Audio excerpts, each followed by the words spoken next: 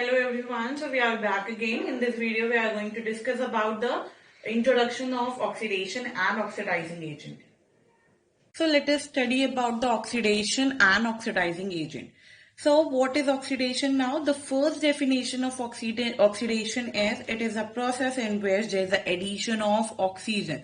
We will see this through an example later on.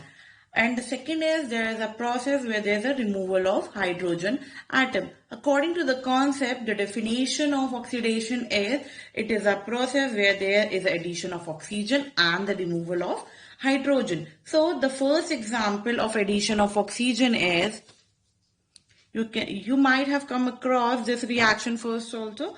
So here the carbon solid will react with oxygen and combustion to form carbon dioxide gas. Here this reaction in which carbon is getting oxidized. This is a process in which oxygen is getting added.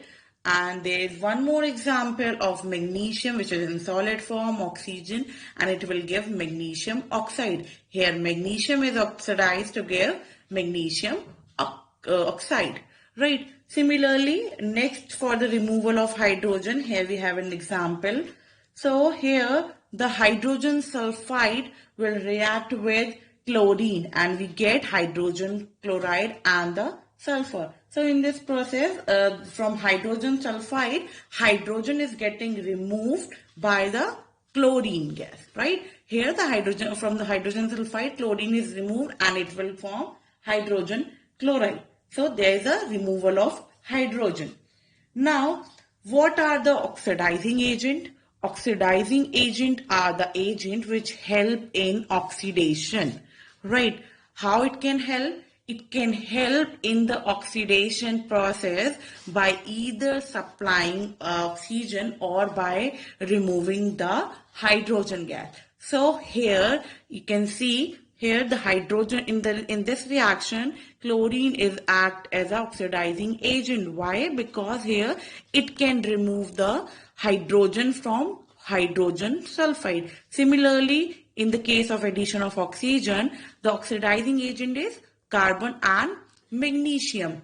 How they are the oxidizing agent? Because they are helping in the addition of oxygen and form its oxides, right? So now there are some effects of oxidation in everyday life. So what are the effects? Let us see. First is the corrosion. What is corrosion? Corrosion is a process in which the metals are eaten up gradually by the action of air, moisture or a chemical such as acid on their surface. Example of it is the rusting of iron. During the corrosion of iron, what happened? The iron metal is oxidized by the oxygen of air in the presence of water and it will form a hydrated iron oxide. What is hydrated iron oxide? It is the rust. Formula 2Fe2O3.XH2O. Right?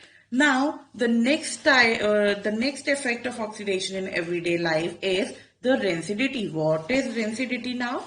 The condition produced by aerial oxidation of fat and oil in food marked by unpleasant smell and taste is called rancidity. So what rancidity creates? Rancidity spoil the food material that prepared in fat or oil. So how we can prevent it? We can prevent it by adding antioxidant to food or by packaging fat and oil containing food in nitrogen gas, or by retarding, it can be retarded by keeping food in a refrigerators, right? Or by keeping food in a airtight container. So this is all about the oxidation reaction and the oxidizing agent and their effects. We'll see you again in the next video. Thank you.